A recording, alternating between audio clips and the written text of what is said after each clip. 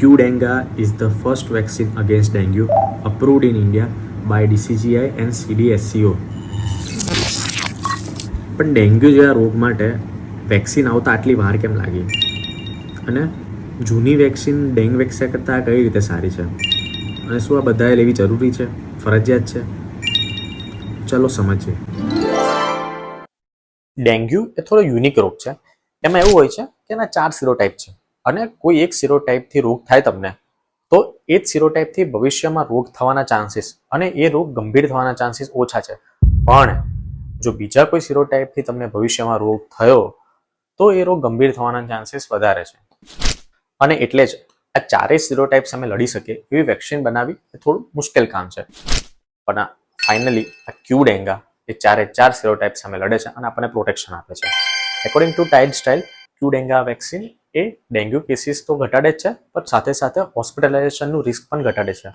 અને હા, આ ક્યુડેંગા વેક્સિનમાં જૂની વેક્સિન ડેન્ગ્યુ વેક્સિનની જેમ સિરોલોજી કરાવવાની જરૂર નથી. એટલે કે વેક્સિન લેતા પહેલા તમારે આઈજીજી, આઈજીએમ, ડેન્ગ્યુ વાયરસ ચેક કરાવવાની જરૂર નથી. તો આ વેક્સિન કોણ લઈ શકે છે? તો 4 થી 60 વર્ષની ઉંમરવાળા લોકો આ વેક્સિન લઈ શકે છે. આ વેક્સિન 2 ડોઝમાં હોય છે જે 3 મહિનાના અંતરે લઈ શકાય છે. આ વેક્સિન એ નેશનલ ઇમ્યુનાઇઝેશનનો પાર્ટ નથી. એટલે યુનિવર્સલી બધાએ જ આ વેક્સિન લેવી જોઈએ એવું જરૂરી નથી. તમારા એરિયામાં ડેન્ગ્યુના કેસીસ વધારે હોય કે તમે એવી જગ્યાએ ટ્રાવેલ કરવાના હોય જ્યાં ડેન્ગ્યુના કેસીસ વધારે હોય તો તમે આ વેક્સિન લઈ શકો છો.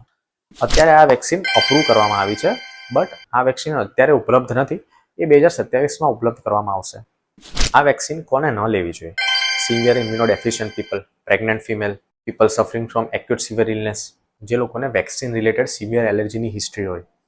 યાદ રાખો, આ એક વેક્સિન છે. એ તમને 100% પ્રોટેક્શન આપશે એવું જરૂરી નથી.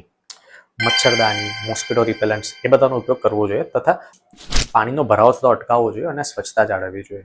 Because prevention is always better than cure.